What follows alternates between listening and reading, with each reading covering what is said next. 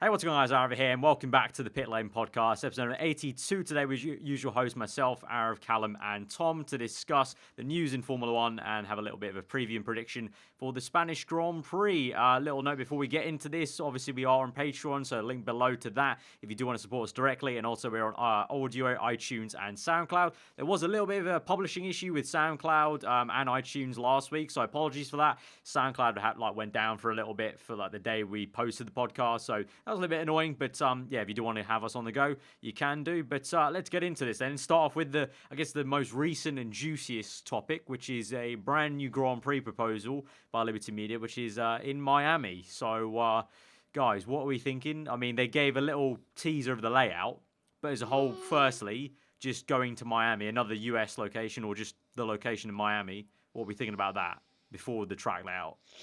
Yeah, let's put the track layout to one side because I feel like there's going to be quite different opinions when it comes to this. But a GP in Miami, wow, that is a brilliant place to even host a GP. Stunning setting, a brilliant place, and yeah, it's an American company. They probably want to have one more American race. I feel like they're not going to replace Austin. I feel like they're going to have both Austin and Miami, which everyone was fearing.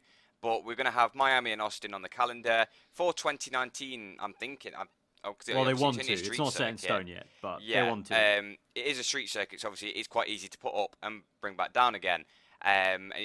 Going along the bridge as well, which is going to bring some stunning pictures. Like, there are some brilliant photographers in Formula One, and we're going to see some incredible shots around Miami. And it's not the first time that we've seen racing cars around Miami. The most recent I've just read up is Formula E. They used a 1.4 mile circuit around there, not the exact sort of circuit. I think they went more due north, the Formula E cars did look quite good around there back in 2015, but that's kind of where the praising stops, I think. And I think Tom can now explain why.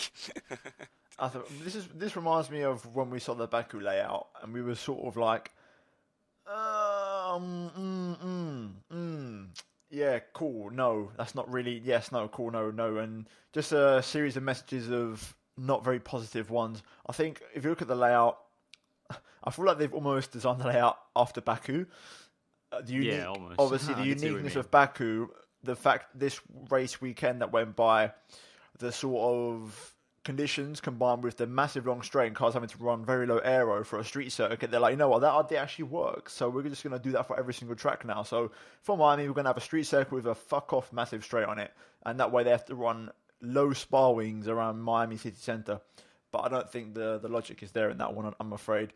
The good thing, my only good thing about this is that Liberty, unlike Bernie's stupid sort of mind frame, the way he worked, Liberty are open to having more than one Grand Prix per country, which is a good thing in my opinion, something that F1 could really do with. I wasn't a fan at all of the whole one race per country rule, so you miss out on a lot of good tracks.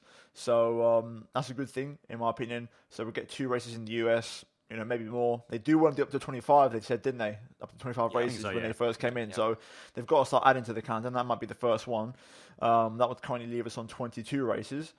But yeah, I think, like you said, Cal, there's not really many positives. The layout is very, very disappointing. And I'll reference and I'll shout out Fitcho, Lachlan on Twitter in the F1 side of things, because he replied to, I think it's Will Buxton this morning with a video of some F1 footage from Murray Walker commentating back in the day in the 1988, 99, something like that, or the 1990. And there was some onboard footage of the 1990, I think it was, Grand Prix around, I want to say Detroit or something.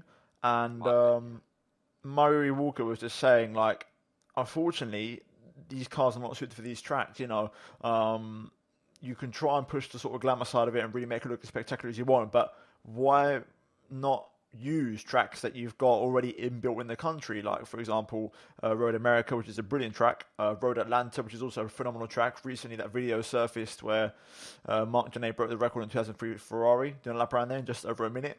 That was brilliant. You've got loads of tracks in the US. You could go back to Indianapolis if you wanted to, Barber, Sonoma, and loads. I mean, literally the list goes on and on. So it's a shame that they couldn't use a track that's already there. They've used a street circuit, because let's be honest, when have we ever had a classic in Monaco? Just saying.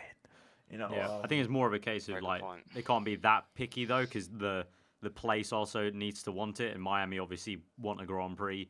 Reading into articles, like they've talked about, it's ready for a Grand Prix because it already has the infrastructure for a lot of tourism anyway. Whereas I guess it's a case of maybe those circuits don't want a race in F1 quite yet, or they're not ready for it, or they've not had a talk with Liberty about it. So I think it's maybe as easy as cherry picking where they want to go, because I think F1 has power for sure. Like, oh, we want to come back here, and that might sway a bit of influence and opinion. But I think also they wanted it sooner rather than later. I think that's another thing. Like the whole thing with Cal said about you can tear it up and down. I think Liberty want to try and act quite fast to getting a second race in the US, rather than like if they were to go to Road America, for example. I'm guessing it would be a process of maybe like at least a year of like really talking through, okay, where does it fit in, like with Road America's schedule, F1 schedule, and all this like red tape faff maybe. But yeah, the layouts. Will Buxton hit it down on the head. I think there is a second argument to this, which is if F1 wants exposure, the best way to give it exposure is bringing it to you, and that means the city centres. Yeah. So I can understand that argument. That's a lot of what Formula E is going for. Exactly, and I think that's fair enough. So I can understand the logistics of it and the whole wanting to get F1 out there, especially in the US, because to be honest, F1 in the US, it was really big. But ever since the 2005 Indy Grand Prix, it took a massive, massive hit, and it's still recovering from that situation. So it needs to really get the brand out there more in the US. And I think, the direction F1's going in right now, I think everybody loves it. So it's only going to be a good thing. The only interrogation mark is just the actual layout itself. Yeah. But there's no actual qualms. The fact they're going to Miami, that literally the city, that's absolutely insane. So one thing I did want to bring up, because I saw that Murray Walker thing, and it was like, in a way, the whole idea is you have to bring the sport to the fans rather than the fans go to the sport, because obviously the hardcore fans will always find a way to either watch the sport on TV or to go and watch the Grand Prix. They'll make that choice. Like, I know a few Australians on Twitter that are wanting to go to the British Grand Prix this year, and they're flying halfway around the country, and they'll make that, they make that extra effort. They'll put in that extra bit of money. But obviously, in order to entice fans, obviously they have been bringing concerts, for example, Dua Lipa back in Baku.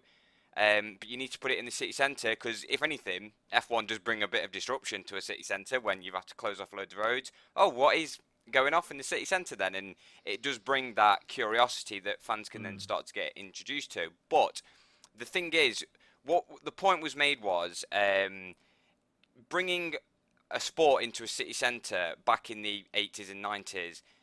The internet really wasn't a thing. So people couldn't really find out things apart from in the newspaper and on TV and through the news. Whereas now, if you think of just the idea of globalization, the world has become a bit closer. You can find out things a lot more easily. So I feel like by putting a sport in the middle of a city centre, that's not going to really gain many fans, because I think everyone's going to already know about Formula One, if you get what I'm trying to say here. It's by putting the sport in the middle of a city, people are just going to go, oh, that's F1, that's where people drive around in circles, if that's how they feel. The world is a lot closer now. You can transport around the world a lot easier. You can transport news around the world a lot easier. And information's so at people's fingertips that people aren't going to not know what F1 is anymore. It's 2018, for Christ's sake, and this is the point that I saw. That was 30 years ago when Murray Walker was talking about that. So it resonated so weirdly right now. Like it felt like he was talking over current F1, and like what I was thinking when I heard the news and I saw the track, it was like he was speaking what my mind was thinking as I was looking at the layout. If that makes it was so weird. I just think they need to rethink the layout, to be honest. I think it could be a great layout. Like if you look at Google Maps and down that area of downtown Miami, they obviously want to do it around that port. I can't remember the sponsor of the arena, but there's an arena. The American Airlines arena. Yeah, American Airlines. They clearly want to go around that arena for marketing purposes, and maybe they got a deal with American Airlines arena and the company. But like there are other roads they could go more inland. Good company. like I think I like that hairpin, that like long bridge part. Yes, it's kind of like the whole long straight of Baku, but that's kind of a great thing for the overtaking. But then the rest of the circuit is so tiny and just unimaginative. I feel like they could do so much more with, if you just look at Google Maps, like there's a lot of tight, twisty roads where they could make some more interesting chicanes. And then there's other like swooping roads where you can actually make like a nice big chunky corner that like Tom's point about the Murray Walker thing, like it looks more like an actual thoroughbred long corner an F1 car's built to take rather than all these tiny 90 degrees. It's still possible in city centres. You just have to look a bit harder around the map, I guess. I don't know.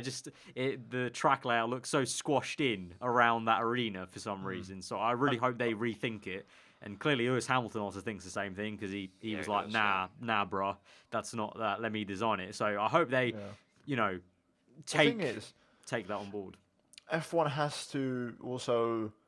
You've got Formula E, so why would you offer the same thing as, I won't say a direct competitor because F1 and Formula E don't compete, but it's no secret, Formula E, not for maybe us, for us three, but for manufacturers and for the more neutral fan, the Formula E I'd say it's the more attractive prospect in terms of all the manufacturers go there, they go to the main cities. So for a neutral, you could argue it's more attractive, it's more future-proof. So F1, by doing a street circuit, which is something that Formula E already does, it's not really. I just don't feel like it's giving itself a uniqueness. I think it needs to just be a bit different. Also, I think this is where it's a very 50-50 argument because I'll also say from experience, Arif, maybe you can back me up here. When we went to F1 Live and had the experience of London being shut off for F1 cars, you got to appreciate how much effort went into that when you see it in person, and also the amount of people that were there.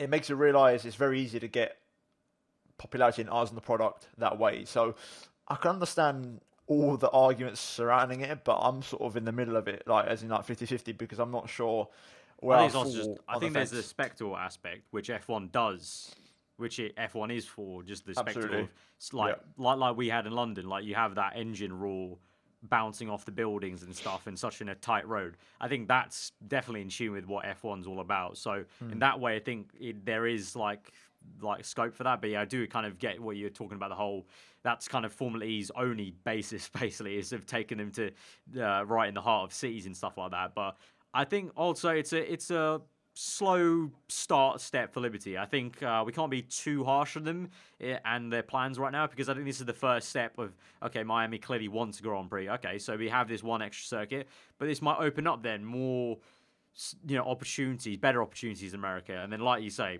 Road America, Indy, whatever, it might open it up. Like they might get, more warming to the idea of bringing F1 back to America a bit more. So...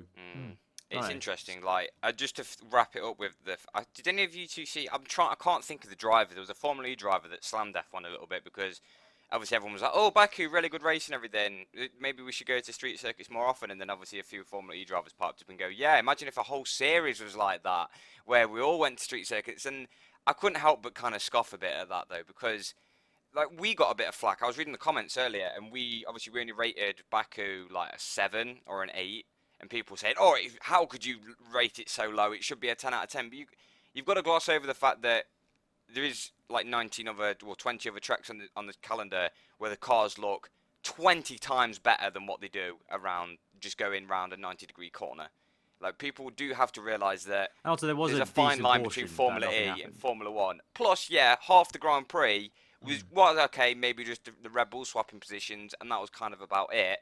So I think people need to kind of take a bit of a pinch of salt with it and kind of take almost a step back and realise we're getting almost a bit too complacent with a certain what we're kind of used to. We need to realise what Formula 1 is and what it's moving towards and how to balance that in a way.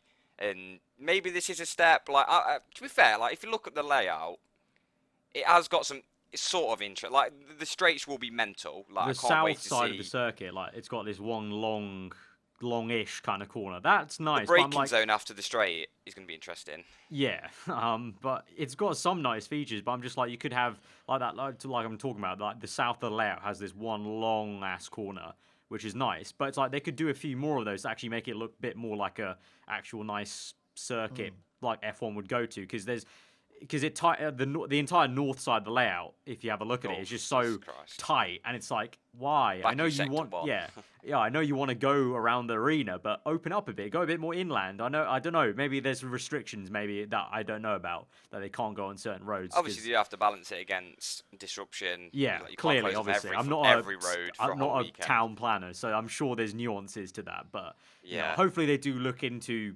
tweaking a little bit because, yeah. But I mean, as a whole, I'm not opposed to the idea. Should be a good one. Yeah, it's just another race I'm not as well. opposed at all. I think it can happen, and it has the potential to be very good. Yeah, and it's not replacing a race, remember, so I'm not fussed. It's just an extra race to go to, so... Yeah. I think the only thing that people kick up about the fact is, obviously, we have got certain tracks, such as Silverstone, under threat, and you think... That's their own fault, though. I have no sympathy for them whatsoever. Don't sign a contract that increases every year by such an exponential amount, ridiculous amount. So that's their own fault. Maybe Miami have got the head screwed on. They go, I want a race, a bit of tourism, a bit of multiplier effect and all that with money and the economy. So, it's just businessmen doing what they do best in a way. But moving on, what is next? I guess you mentioned about what F1 wants to be going forward. Moving on to 2019 and the proposed rules about simpler front wings, wider front wings, slightly wider rear wings, not majorly, talking 10 centimeters. Rear wings, a little bit higher rear wing, and just generally trying to aid overtaking. We obviously heard about the fuel stuff that we talked about with Luke Smith on 2 podcasts ago. This is the aero side of things. So you have the fuel side, and now they're trying to attack it with the aero and the actual car itself rather than what's powering the car or in the car as liquid form. I don't know. First things first. What do you guys think of it? We sort of mentioned it with Luke, but first of all, fair play to Liberty. They actually managed to push it through, which I think there was a lot of opposition against. Yeah, I was surprised. I talked about that. They managed to get it pushed through, so fair play to them. I love the fact they managed to pull it off because it just throws a bit of uncertainty into the mix. So maybe come Australia, some cars might not be there or thereabouts. I don't know how early they start working on next year's prototypes, but obviously if you've got a reg change, I'd say a semi-substantial one. It's not nothing. It's pretty substantial. It's front and rear wings.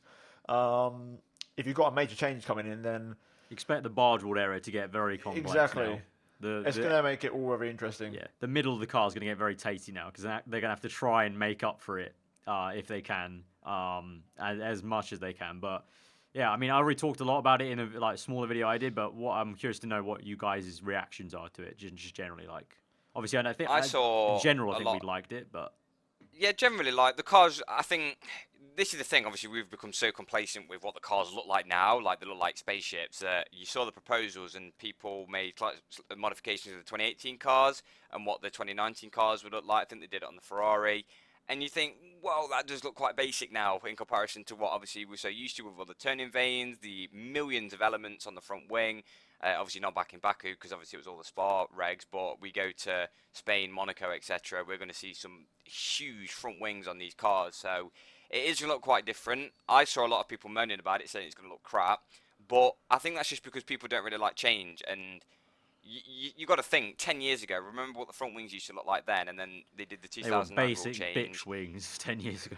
You can't believe how much F1's moved on in terms of aerodynamics, but the rule changes between 2008 and 2009, it was quite a bit of a change. But I feel like people are going to get used to it quite quickly. We've all got used to the new front wings and how big they are, how small they've got, how much they've moved in size. The fact that they've got wider does kind of concern me. I know it is to help get the airflow around the front wheels, but, the front wings are big enough, and we're seeing plenty of them come off when hitting each other, so that's going to be a bit of an issue.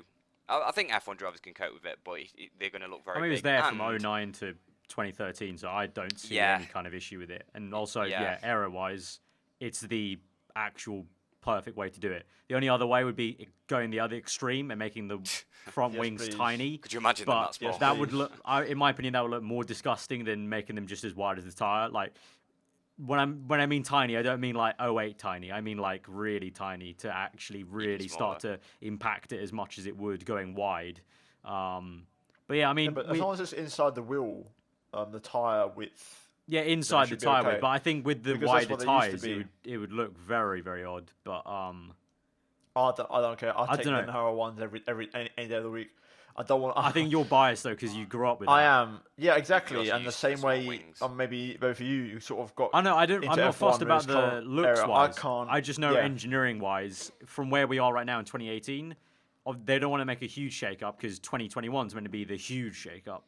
So I think for 2019, a small subtle tweak this is definitely the way to go. Just making it a little bit wider because they're almost to the edge of the tire. We're talking like a third of the tire, whereas going narrower would mean you're going 2/3 in of the tire. So I think it makes sense for their little tweak. It's 2021. 2021, I wouldn't be opposed to small wings because that's when the huge change is. So by all means, do the engineering maths and see what the regulations be. But I think for this small tweak, what they're going for, I think it makes sense. And on the thing Cal said about changing, F1 cars change all the time. Like we'll get used to, everyone get used to it. I think. Well, we're going back to what F1 used to be 10 years ago anyway, because 10 years ago the front wings were basic, which is what they're going to be next year. The rear wings back then were pretty straightforward, whereas now they're really funky. But the main focus 10 years ago was in the middle of the car, and that's where it is right now. So we've sort of gone back in time in that one. Personally, I can't bear the thought of the wider wing. Like, I remember seeing, and it still hurts me to this day, and I never got used to it, the first 2009 cars that came off the wraps, seeing how wide that thing was, just out washing the tyres. And oh my god, I could not stand it. And I remember when they brought them in a bit, and I could really notice the difference, just bringing them inside the tyres a bit. And seeing them go back out again, it's going to hurt me. I know it is. I'm not going to look forward to it. And that combined with still somehow, we've got some debatable nose designs, and Halo taking the shark fin's been taken away as well. There are still some elements where we're restricted on the aesthetics of the car, which I don't really, as I grasp my forehead, I'm not really I'm not in favour of, because I'm a big fan of the cars looking good. If only aesthetics equaled decent racing. Well, yeah, true. Yeah, because we all know that the cars 10 years ago. We all know how crap the cars were overtaken when they look beautiful. You can get aesthetics and performance together if they just decide to. I think you can, but then it would become. I think they definitely could, but I think because to do that, the underneath of the car is all very interesting. That's what we've said this before. The underneath the car. But I think we've said it so many times. But it's such an easy. I think it's a very easy, too easy, in fact, argument just to go to, because it's not actually that simple. Of let's just do ground effect stuff. Let's just do underneath the car, because there's so much nuance to it. And they definitely could get good looking and raceable, but then it would basically not become Formula One. It would be a spec series basically at that point. The FIA can't come out and say though that we're going to make a change to make the cars look good, because then that means you've got people starting watching in 2000, people starting watching in 2005, people that start watching in 2010, all completely different. I mean that's all. Yeah, that's like all taste. And everyone's got their own taste. That's all taste. All I'm saying is, in the context of the 2017 regs making the car look nicer and more aggressive, there are still a lot of elements where I look at the cars and I think to myself, like you did a reg change, but you're sort of going against yourself. Personally, that's just my preference. I just don't think the wider wings suit the cars. That's just my opinion. But it is a positive step forward in terms of overtaking, which is I think that'll be good. I bloody well hope it is, because that's what I want it to be, because I can't stand the look of it. So aesthetics aside, I think aesthetics aside, I think all three of us can be like, yeah, it's gonna be a good change, because and the rear wings as well. Hopefully that does really improve the way a car can follow a car in a corner, and then also the way they slipstream each other, meaning that we might not have to be so reliant on DRS at certain circuits. But yeah, the biggest one's going to be in the corner. Can they actually keep up and keep the nose underneath the gearbox of the car they're ahead to get that close racing? We're going to get something very unique though. We're going to get wide front wings and wide rear wings, because it's not something we've really had. No, it's true. F1's always had, for example, when we had first of all the very wide outwash front wings, we had the little tiny boxed rear wings. So to compensate, or when we had the narrow front wings, we had the flat, massive low, wide ass rear wing. So now we're sort of getting both, and I don't know about you two, but like me, I look at the Friday this season and it looks boxed. It looks from the front, it just looks square, and it's going to look even more square. So I'm just hoping the racing is actually decent. In 2021, they need to reduce the length of the cars. They're too long still, in my opinion. You mean from rear to long? Like the actual length? Rear. Yeah, I would agree with you. They're getting, I think, like where we were in 2014 and like 2014 to 2016. I think that's a decent length. I think 2017, the way the Mercedes decided to go with it, I think that was a bit literally. I remember when Hamilton said the car was looked like a boat, and we didn't already know what he meant, and then the car came out and it's like, oh yeah, I see what you mean. Yeah, It just is so big and long.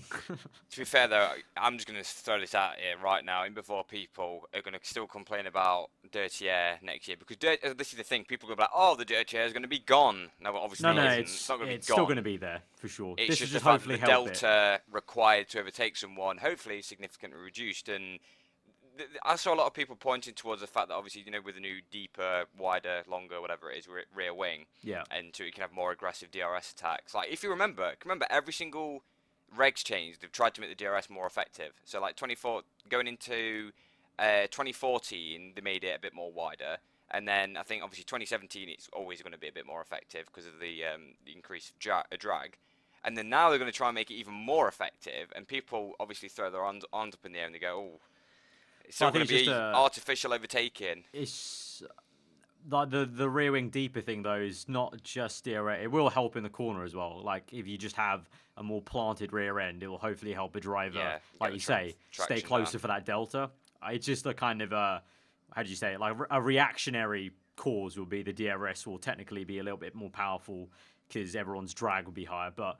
That's a good thing though, because that means you can just reduce the amount of DRS now. That point exactly. They can just then reduce they don't have to do what they did at China or, what was it, Bahrain? They extended it. Like we all three of us agreed it was a little bit weird that they extended it in Bahrain. Like why? So now they don't need to do stuff like that maybe to try and improve the straight line overtakes. But yeah, the dirty air will still be there. Like. I think people shouldn't read into it as it's going to solve all the issues, but it will hopefully aid to help, especially in maybe circuits where it is a bigger issue than others. Like, hopefully it will be a bigger aid at places like Silverstone or Brazil or Spain rather than Baku or like Bahrain. I don't think you're going to see much Bahrain, difference. the racing will just get better. Yeah, hopefully. Really. That's the hope. So, yeah. We should be all right then. And then Australia, we won't be asleep. Well, hopefully. That'll be actually that's a good the first race of the season. That'll be a good I'm trying to think of the words. Like a good trial by fire. Almost. A good trial by fire of like how it goes around what is a very I understand. You're never going to get a good race around Australia. Certainly never going to get a good race around Monaco. There's certain things that matter. Even if the cars yeah, wingless, true. It's just the circuit nature. Even if the cars were wingless, you're never going to get a good race. It is. Yeah, fair enough. Yeah, it's a good point. I mean, it's just the circuit, but yeah, I mean, looking forward to it though. 2019. Yeah. It's all positive at the moment. Like a lot of the news lately has all just been positive. Whereas I feel like us three on the podcast have had to talk about a lot of negative stuff so many times last year or the year before. Pre-2017, a lot of our podcasts off race ones were so negative. I think lately there's just been a lot of good field news. I will tweak your statement because, like I said, I'm 50-50 on the mummy track and I'm not keen on the aero changes aesthetically. But I will say what is good is that Liberty are making change happen fast. Yeah. So that's what I would say is positive. I'm all for it. Just keep trying stuff. Just a quick injection. Chain Bear on Twitter, on YouTube as well, who does all them brilliant videos explaining everything. And he pointed out that Christian Horner said, we shouldn't really be making any changes. We should wait until 2021. And he pointed out that the racing is good enough. And he pointed out the fact that you're paying £200-300 a ticket and you're going to have good enough racing, or you're paying these paywalls to watch Formula 1 and you're getting good enough racing. And he made a very good point that is maybe it's just wrong wording, but that's a very good point. To be fair, it's good to see that they're making that change quickly, because obviously all the paywall stuff that has come up recently and the rising ticket prices, which hopefully should come down sometime soon because it's burning a hole in my pocket going every year now. That's a different argument, though. That's not going to happen until 2021. But this is what I mean. He said that we shouldn't be doing 2019 changes. He said that we should just wait until 2021 because it's good enough already, and it's not going to make that much of a difference. Was he interviewed the after Liberty Baku? Media have actually sat up. Pardon? Was he interviewed after Baku? I think that was after Baku, yeah. Because they did have a bloody good race in Baku, the two Red Bulls. Well, no, they didn't. They crashed into each other. Yeah, exactly. But they had a lot of overtaking. Yeah, before that. But then, you have to take it with a pinch of salt, because you've got to remember that there's 21 races, and you've got to have 21 decent races over. Yeah, this is what I mean. Like, if we turned up at Spa this year and we had one of the most awful Grand Prix ever, you would be a bit like, oh, I've spent Yeah, let's be £300 honest, on this Silverstone was ticket. awful last year, but we still just enjoyed the weekend. Like, I think it's wasn't different that because bad. we just went for the experience. Yeah, the experience, but obviously this year is going to be different because we've already had the F1 experience, just the general experience of going to a Grand Prix. We're going to be critical now. Get the glasses out. Now we're going bit of a to boring actually race watch there. a decent race, hopefully. And this is what I mean. It's, we're part of the fans that are spending all this money on watching Grand Prix, so I think you kind of deserve a I've decent already race, spent. but yeah, exactly. But anyway, moving on after that long little sort of rant. Segue. Is any burning sensation to speak anything about? No, Or do I I need to just interject?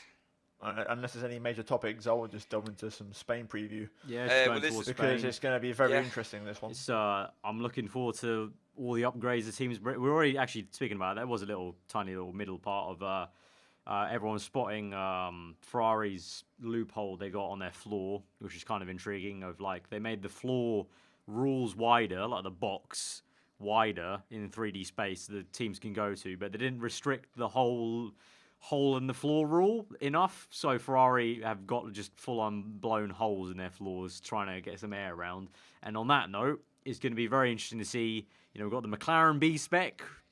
There was some news today about what the car would have. I read a tweet earlier. 4 wheels? Engine. Nah, I think. Oh, Callum, really? that's A vehicle. sensational. What I'll do is I'm going to try and dig up the tweet Sensational for you insight. to continue on while I try and find the tweet and actually exactly what the car has because I know exactly what it is. Like 5 Right, things. while you but find while you find it, I'm just going to list off. We've got the McLaren B spec, hopefully going to be good. Obviously, Ferrari v Merc v Red Bull, if they're going to have any little bits and bobs. Unlike last year, I don't think Merc or the top team is going to bring like a all-aspiring, big, huge thing that's going to change the entire look of the car, like Merc kind of did last year with the whole cape on the front wing and stuff like that. But it's still going to be interesting to see what they do. And then you've got the midfield battle. Renault have already talked about they're going to change they've found some performance in the fuel as well, which they and I saw McLaren about that, yeah. are going to benefit from, but not Red Bull, because Red Bull have decided to have a different supplier of fuel. So that's going to be a interesting thing to see if Red Bull are going to be ruining that decision of not going with the same fuel supplier. But apparently Renault and McLaren are going to get quite a nice bump, actually. Then you got, the midfield, the rest of the midfield, Force India. It's good. One thing we discussed last podcast, I think, was obviously Williams had a much better Grand Prix in Baku. How far they go back, Spain is going to be interesting, just like a We've funny got high kind of hopes thing. for them. Yeah, no. And then Sauber, I really hope they're going to bring some upgrades to hopefully help them around that circuit, because they didn't look fantastic in pre-season, did they? So No.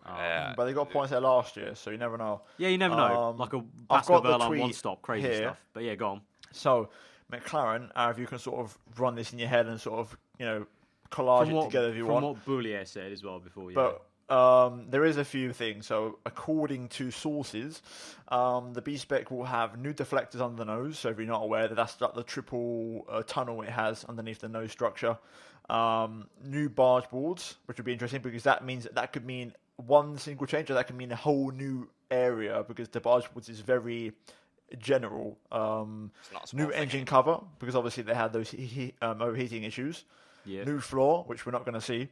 And a new rear wing, which is quite interesting. That's one that got me because their rear wing right now is unique and stacked. So I'd like to know what they're going to do differently, unless they completely cut it out, and as in cut out all the winglets and try to simplify it and try and find some performance in the middle of the car, and maybe So try basically and they've changed the whole solve their car. drag issue while trying to find performance. So Right. interesting is the word I'm going to use because Arab, I think Yumi spoke about it, about the side. I'd say end plate, but it's not really an end plate anymore. The side structure where the teams sort of start all their genius work just alongside the side pod going into the barge board area, where the side end plate would be. Like McLaren now have that sort of horizontal box. I think we're going to see a massive development starting from there, feeding into the barge board area, over the top of the chassis, all that. I think we're going to see something that's actually 2018 spec, which most cars on the grid actually have. And I think that Hopefully, part you of the would car hope. is going to be stacked with winglets. Yeah, hopefully. I mean, I'm still very skeptical. I can't trust McLaren anymore. So we'll see. Hopefully I'm for going their to wait sake. for those Wednesday pictures. You know the Wednesday pictures that you see on Twitter? Yeah, like, yeah. all leaked things, and you're Yeah, like, exactly. okay, Yeah, and fully you look just at like. the McLaren, you're like, oh. I know. I've I've got a different feeling. I think this time, I am believing there's something big coming. I hope am so. believing. Every other time it's like, yeah, cool, but this time I'm like, I think. The only got a feeling. the only thing I'm holding on to is the way Boulier was talking about it. Like the words the way he phrased his sentence.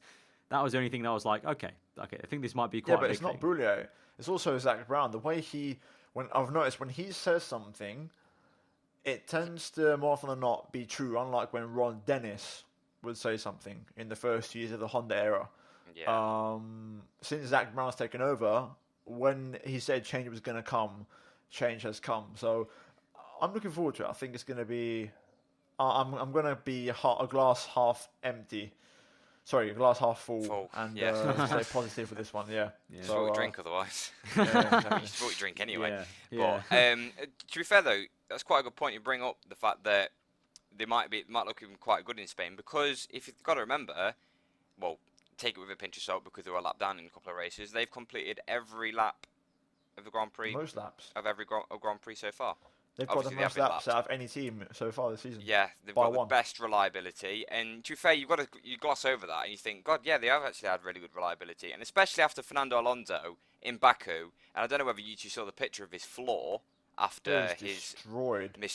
Literally, it was asymmetrical, that floor. That there was a huge chunk taken out of that on the right hand side. And fair play to Alonso as well, because obviously the FOM obviously released all of the the onboards of him trying to wrestle that car back to the pits, and he did a bloody good job, bearing in mind that two drivers in that Grand Prix just didn't even bother bringing it back to the pits.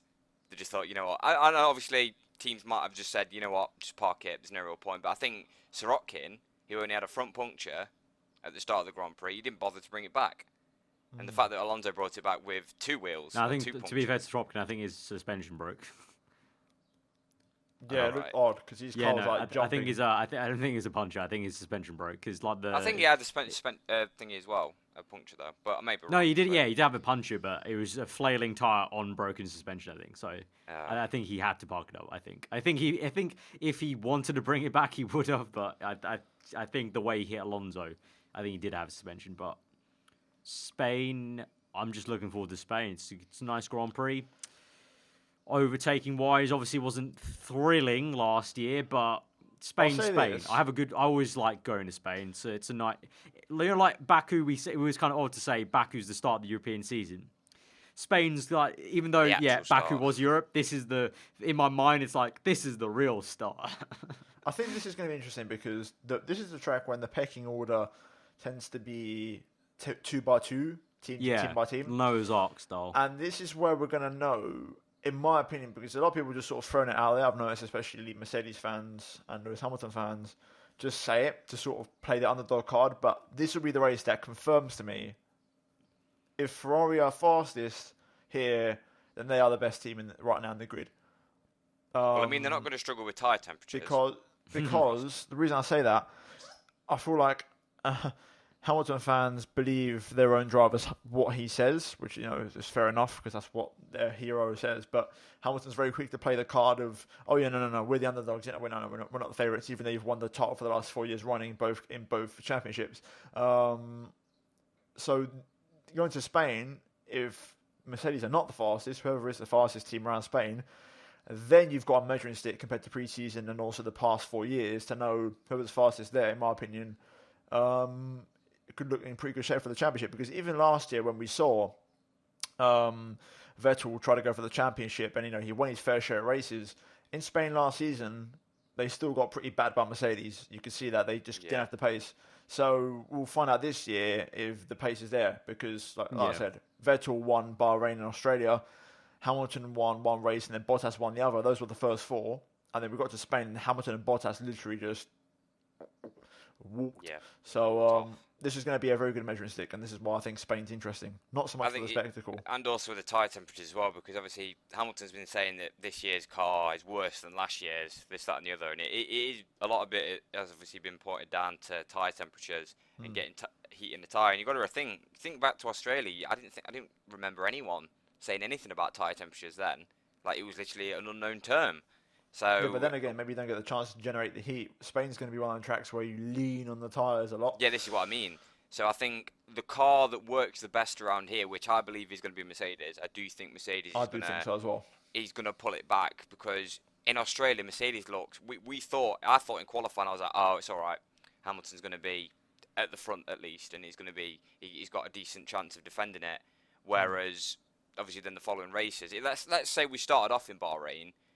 Bahrain's always been quite an interesting one, just because due to the ambience and the way the track is. So we are going to see who it is, but then again, that doesn't mean that the rest of the seasson is going to be like that.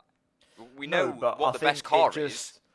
All I'm saying is Mercedes were fastest, and Toto Wolff actually pretty much confirmed it, saying like, regardless of preseason sort of when people show their cars or not, he did say we were the fastest in preseason there. So if now Mercedes, say for example, the third best team, then something has happened. Is what I'm saying. Whereas if Mercedes walk it, then you can say, right, okay, yeah, then obviously Mercedes are still the best, which I still stand by. I still think Mercedes has the best car if they have no dirty air and they can hook up a lap and have a problemless race with okay strategy. That's a big if. Exactly. That. But apart from all the other permutations in Formula 1. Yeah, but I just think the base win. car, if it was like a one-lap thing, I just think it's got the pace. Hamilton's pole lap at Australia still irks me and makes me think that car's still got something in it if it's working okay. That's why, because that gap. That's what I'm saying. It's too much of a gap to lose in one race. I think that's why I think this season, we'll see how Spain goes, but I think the Merc camp have a definite right to play the underdog card, because I think that car is in many ways even worse than last year of being a diva. Even though they wanted to solve those issues quite ironically, so it's kind of funny like they've messed it up this badly.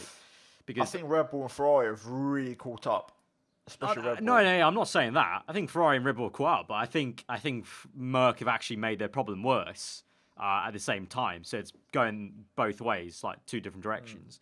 It will help. Like you say, I think whatever happens in Spain, that I think we all still know that Ferrari car seems to be a very good race car. So I think Ferrari, if they just keep up the development, which is always the question mark over Ferrari, if they can keep up development, I think they have good shots elsewhere. But yeah, it's going to be interesting to see if Merc have gone backwards since pre-season or they go up. The weather does play into a factor, like Cal said. It'll be hotter. It'll be hotter than it was. I've forgotten about the fact that it's been resurfaced. That might swing away from Mercedes. Yeah, combined with the high that temperatures. That proper disappoints me, remembering that. Yeah, because the grips. It when they resurface tracks. Straight away in pre-season, they were saying the grip's insane. It reminds me of Austin in 2012. I know that was very low grip, but I just hate them tracks where it's just got no character. It removes all the character from the track. It looks so fresh. That resurfacing though might be the reason why they said the tyres will overheat, because there might be so much grip and the logistics of just gravity and how the car is going to be so on rails around there, like turn 9, turn 3, those sort of corners. Yeah. The tyres might just not be able to take the falls because they're going to be leaning on them so much, So we'll see. Looking forward to it. What was I going to say? I think the fact there's no hard tyres will also make it at least a 2-stop race, so that's going to be interesting. So, like I said, 2 stops. That was one thing. 2 stops make the world work. Williams went really aggressive on the tyre choice. I think they're bringing like 9 sets of super softs. Yeah, they're doing a 4-stop strategy. They're going very aggressive. So they've taken 9 and 10 their plan. sets. That's their plan. 1 set of softs each, 3 and 2 sets of mediums. Like they've literally just gone, you know what? 9-stop strategy, super softs all the way, and then we'll slap on a set of mediums at the end. Unless they're bringing an absolute weapon of a vehicle for the race and they've got something up their sleeve. Turn up with the Spec D car that they'll need by 2019 the FW43. Yeah, literal two iterations down. But I mean, if we can predict the Spanish Grand Prix. Do we want to go to predictions then? It's sure. going to be another tough one, to be honest. But do you want to go for pole position and then top 5? I guess I'll just kick off, as always. It's been a tradition. You know what? I've seen enough. I'm going to believe my own hype. So I'm going to say Kimi Räikkönen gets pole position. Okay. And I think Kimi Räikkönen picks up his first W as well. Followed by Sebastian Vettel. Then Lewis Hamilton. Actually, no. I want to go Bottas. Then Hamilton. And I'm going to say Fernando Alonso. Fuck it. Fuck my life. Boom. Jesus Christ. Red Bulls crash again. Again. Boom. Could Jesus. you imagine? Oh my God. You're Oh, literally... Wow. Okay, I'll go... I'm going to swing in the favour of Mercedes. I feel like this is where we're going to see them come back. I feel like they're actually going to get the tyres up to temperature and actually get on with it. So let's put a Hamilton on pole, and then a Bottas win, then Hamilton second. Hamilton fucks up somewhere. Let's throw that one into the mix. Then let's put a Vettel.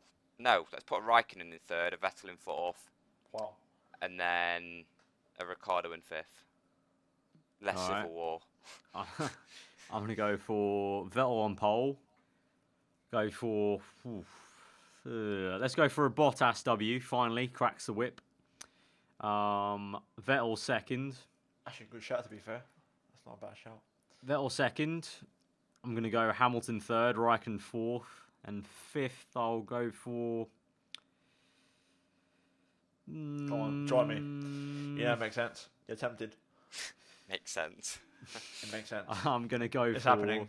B-Spec OP. I'm actually really... I'm thinking about it, because now that you said that, I'm like, I mean, you've got 16 Alonso other in turn drivers to race pick pull from. out of that. I mean, listen, if Alonso bagged the P6 in qualifying last year, I think it was. No, because I've not said it. I've not even had a Red Bull in there, so I'm gonna say Ricciardo fifth. Was it last year? When Alonso pulled out a miraculous Yeah, it was that qualifying mad lap? lap. Yeah, P7 on yeah. the grid. I think Alonso will be. If we did one more slot, I'll put Alonso P6. But I think the Red Bull will still be good enough to get a P5. By the way, I entirely expect Mercedes to win this, but I'm going with what I would like to happen. That's why I'm going for the Ferrari W's. Yeah, but Wanting over prediction.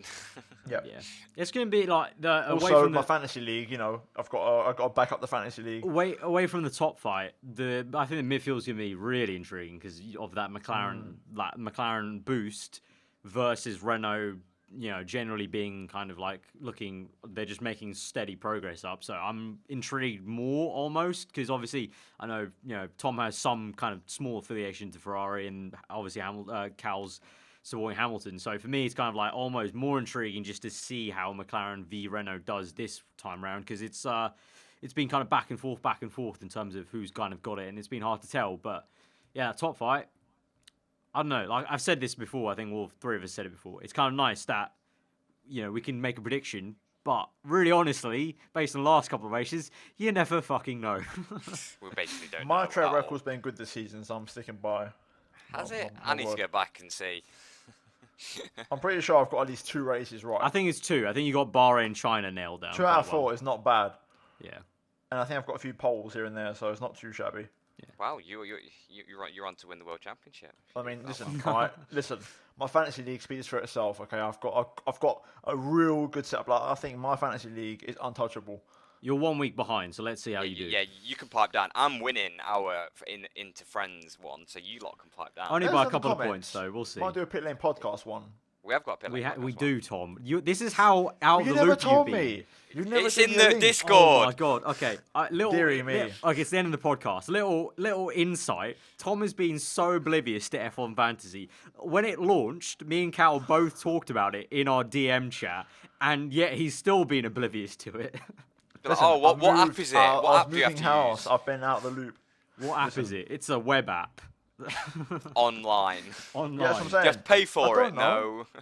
I mean, Yeah. it would be actual money for them if they just decided to make a app for the phone. It would be money. It really would. No, because We've they just got- make it got an free. app, haven't they? They wouldn't pay Yeah. for it. It would just be a free app. Deary me. Why would they Dear put Lord. another paywall? F1 fans already have enough paywalls to deal with. Yeah. Well, F1's already got their own app anyway. Yeah, no, there but is I had to- there is a Patreon only one. So that Funny we'll story get- though. I had to uninstall it though Well, because get We're me a getting link, to the I'll end of the spoil spoil it. me. We're getting to the end podcast, so we're going to wrap it up. So on that note, we do have a Patreon only fantasy league, and obviously, as I said at the Really? very start, Yeah. See. as I said at the very start, if you do want to support us directly, then you can check us out on Patreon. We are obviously audio links as well, SoundCloud, iTunes, just to get out there once more. And also, if you do fancy yourself a racing chair or something like that for your setup, for your office, whatever, for your grandma, I don't know, she might want a comfy new chair, then you can check out GT Omega and use the code PitlaneF1 to directly support us in that way as well, if you don't want to do it via Patreon or whatever. But yeah, guys, if you did enjoy this podcast, 82, then hit that like button. Let us know what you thought in the comments below about everything, and let us know what you're thinking about for the Spanish Grand Prix. And I guess we'll see you guys for the next one. Remember to check us out, Twitter, on screen, all that good jazz. And let's hope for a good Spanish Grand Prix. So we'll see you guys then. Hope you enjoy the rest of your day. Goodbye.